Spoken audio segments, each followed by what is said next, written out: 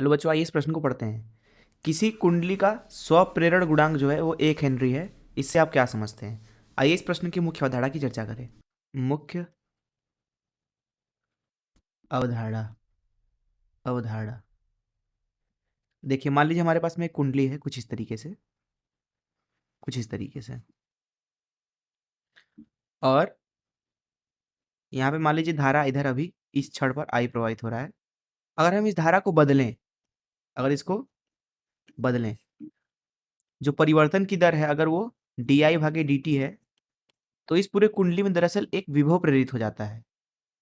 ऐसा इसलिए क्योंकि जो ये कुंडली है, इसमें जो इसके अंदर से चुंबकीय क्षेत्र गुजर रहा है, उसकी वजह से जो इसमें चुंबकीय फ्लक्स है, उसका मान यहाँ आई के बदलने की वजह से बदल रहा है। अर्थात जो कुंडली है उसमें धारा के परिवर्तन की वजह से, उसी की चुंबकीय क्षेत्र की वजह से, उस परिवर्तन के विरुद्ध यहाँ उसी कुंडली में विभव प्रेरित हो गया।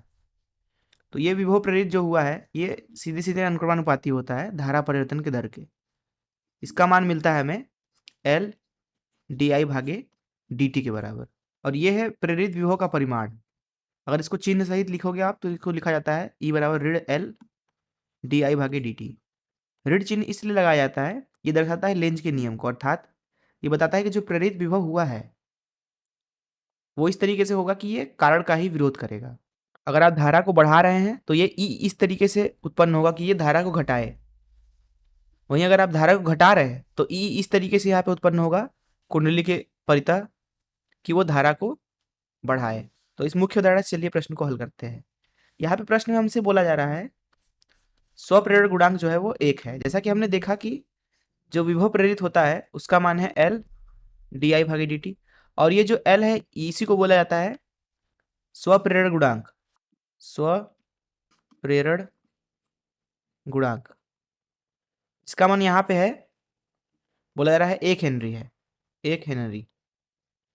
देखिए, जो हेनरी होता है वो दरअसल एसआई मात्रक है इस एल का।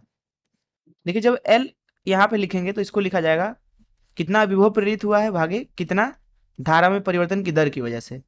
अगर इसको 1 करना है तो हम बोल सकते हैं कि ई को भी 1 कर दीजिए और di/dt को भी 1 कर दीजिए।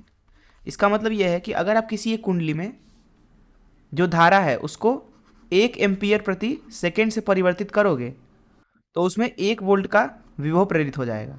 प्रश्न में हमसे पूछा जा रहा है इससे आप क्या समझते हैं? तो इससे हम यही समझते हैं कि जो किसी भी एक कुंडली का अगर स्वप्रेरण गुणांक 1 है तो इसका मतलब यह है कि उसमें जब आप 1 एम्पियर प्रति सेकेंड से धारा को परिवर्तित करते हो तो 1 वोल्ट उसमें विभव उत्पन्न हो जाएगा।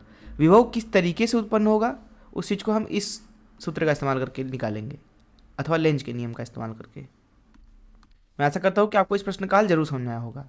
धन्यवाद।